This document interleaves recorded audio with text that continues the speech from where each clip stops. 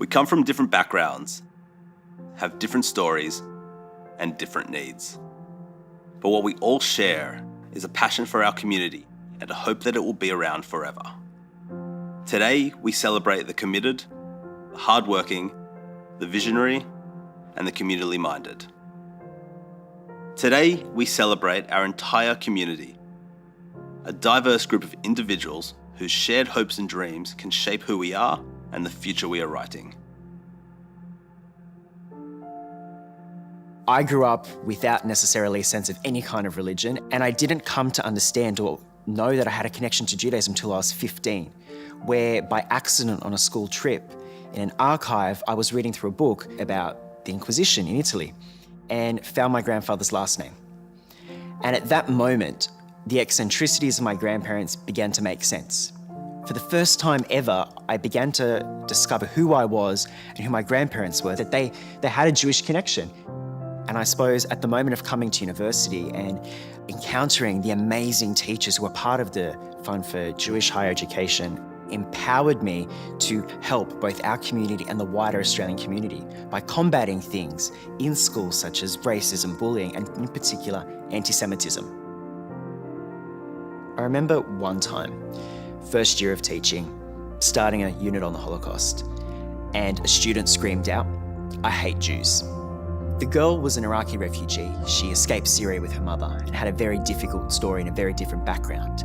And I thought that her story was so similar to those that we were studying that we would make those comparisons. We made the comparisons in class.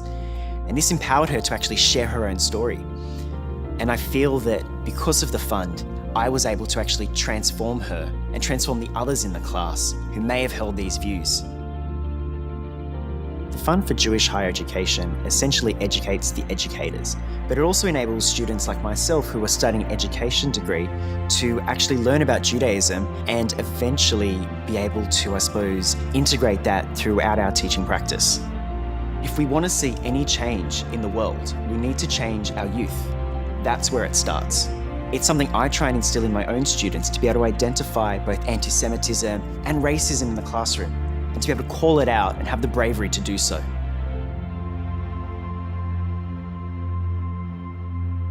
I went to a school in the western suburbs and I always hid my identity.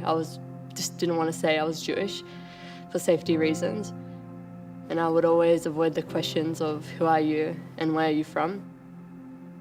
I told someone and it just went wild. It spread around the school and words just always a new nasty comment would come every day. And it just got worse and worse and worse.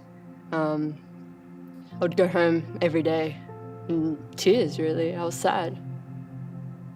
So to forget about that, I would dance. That was the only thing that could take me out of that isolation. When I first walked through the doors at Masada, I really felt at home. I felt like I didn't need to hide anymore and I could just be me. Masada really helped me understand that how special it is to be Jewish and that our religion should be celebrated, not hidden. It was Masada that was really like, you should be a proud Jew and it's a special religion. For kids in my situation, I really don't want them to hide. I want them to stand up for themselves and always know that there's a safe space for them, like Masada.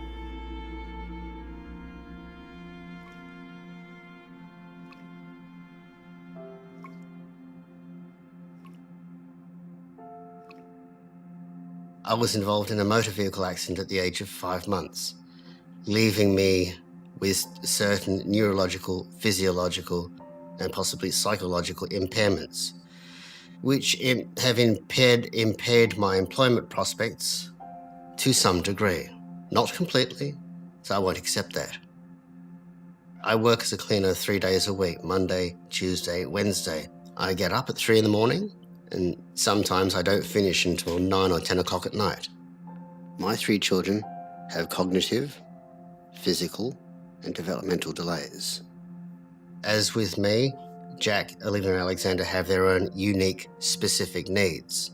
However, with Jewish Care and the resultant help that they have provided, these needs are met. They have single-handedly organised all of our varying appointments to become fully functional members of the community.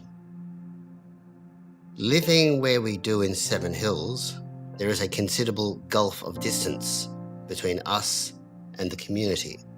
When we have to participate in events at the Great Synagogue, we have to factor in a travel time of up to 90 minutes. And by ourselves, we would not be able to do this. What about the little one? No. Let's see if that's faster than the red car. Woo! On every Sunday, I go to the local synagogue, which is in Parramatta, and I practice for my bar mitzvah. Sometimes we even get a bus there. I do this because I love you. Daddy. Yes. All parents know their children have talents. I know that through Jewish Care, those talents and those dreams will be realised. And for that, I am grateful. I became a guide at the museum because I felt that was the right place for me to give back to society. Being a child survivor, I honor my parents by keeping the story alive.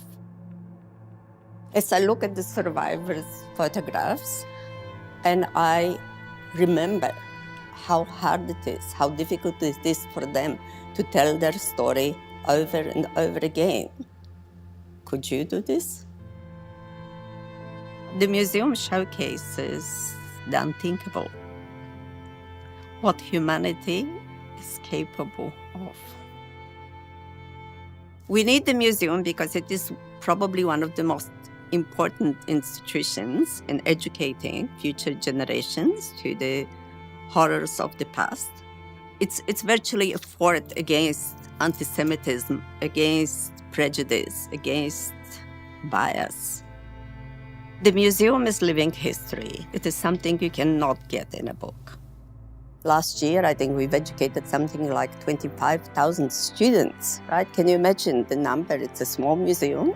All the guides are volunteers, and they are there to tell the story of what happened, so it should never, ever happen again. That, I think, is the most important function that the museum actually serves.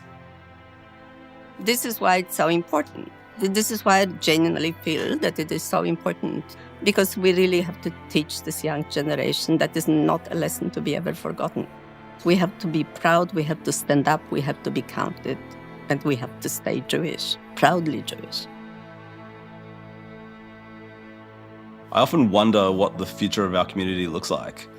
My parents' and grandparents' generation built the community because they had nothing there before them.